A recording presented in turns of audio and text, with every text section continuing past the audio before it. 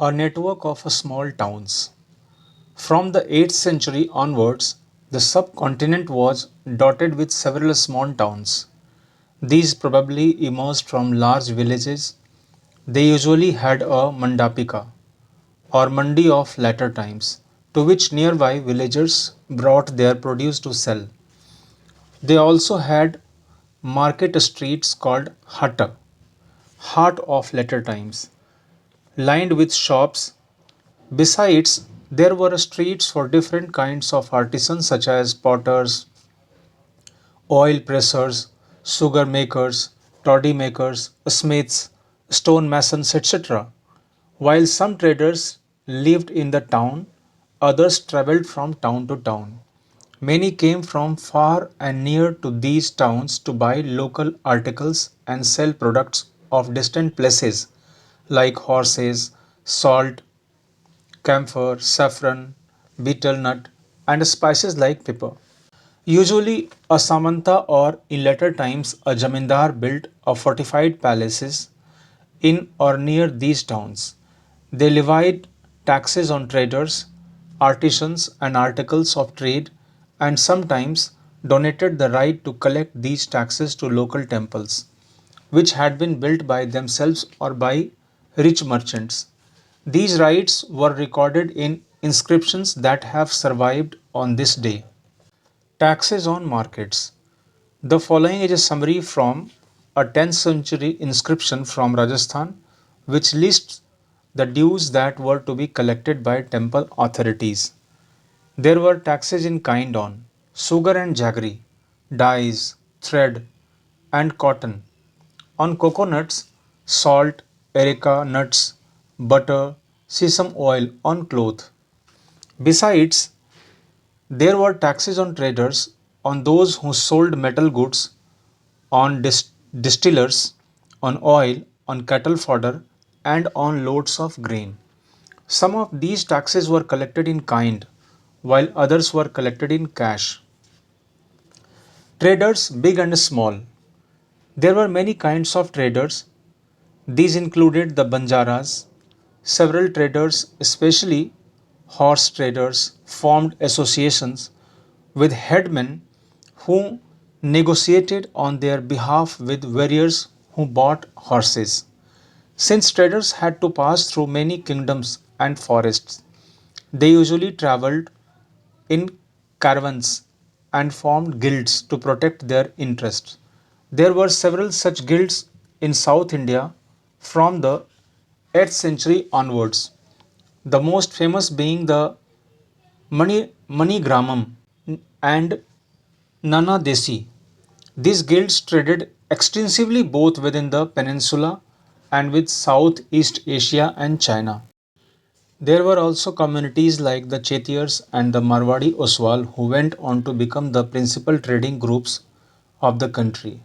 Gujarati traders, including the communities of Hindu Baniyas and Muslim Bohras, traded extensively with the ports of Red Sea, Persian Gulf, East Africa, Southeast Asia, and China. They sold textiles and spices in these ports and, in exchange, brought gold and ivory from Africa, and spices, tin, Chinese blue pottery, and silver from Southeast Asia and China. The towns on the west coast were home to Arab, Persian, Chinese, Jewish, and Syrian Christian traders. Indian spices and clothes sold in the Red Sea ports were purchased by Italian traders and eventually reached European markets, fetching very high profits. Spices grown in tropical climates, pepper, cinnamon, nutmeg, dried ginger, etc., became an important part of European cooking, and cotton cloth was very attractive. This eventually drew European traders to India.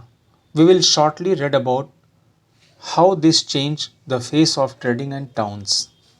Kabul, with its rugged mountainous landscape, Kabul, in present day Afghanistan, became politically and commercially important from the 16th century onwards.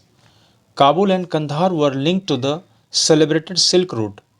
Besides, Trade in horses was primarily carried on through these routes. This route in the 17th century, Jean Baptiste Tavernier, a diamond merchant, estimated that the horse trade at Kabul amounted to rupees 30,000 annually, which was a huge sum in those days.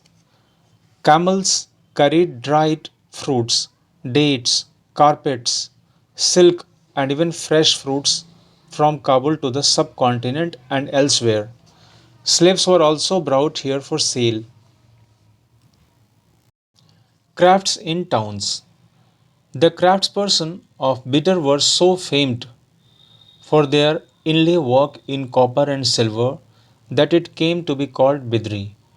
The Panchalas or Vishwakarma community, consisting of goldsmiths, bronzesmiths, blacksmiths, masons, and carpenters, were essential to the building of temples. They also played an important role in the construction of palaces, big buildings, tanks, and reservoirs. Similarly, weavers such as the Saliar or Kakolars emerged as prosperous communities, making donations to temples. Some aspects of cloth making, like cotton, cleaning, spinning, and dyeing, became specialized and interdependent crafts. The changing fortunes of towns. Some towns like Ahmedabad, Gujarat, went on to become major commercial cities, but others like Tanjavur shrank in size and importance over the centuries. Murshidabad, West Bengal, on the banks of Bhagirathi, which rose to prominence as center for silks and became the capital of Bengal in 1704, declined in the course of the century as the weavers faced competition from cheap meal made cloth from England. A closer look: Hampi, Masulipattnam, and Surat. The architectural splendor of Hampi. Hampi is located in the Krishna Tungabhadra basin, which formed the nucleus of the Vijayanagar Empire, founded in 1336. The magnificent ruins at Hampi reveal a well fortified city. No mortar or cementing agent was used in the construction of these walls, and the technique followed was to wedge them together by interlocking. The architecture of Hampi was distinctive.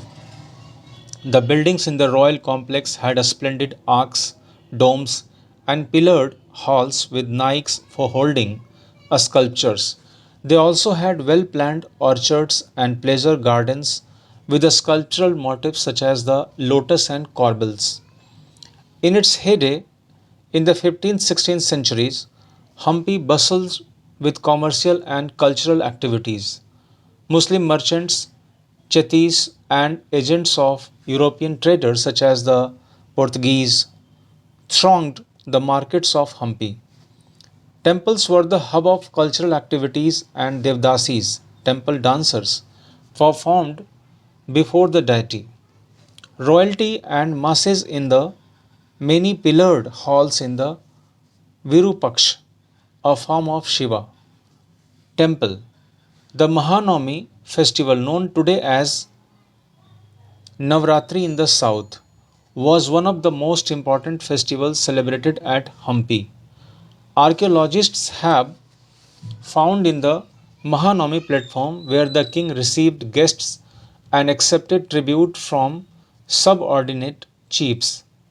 From here, he also watched dance and music performances as well as wrestling bouts.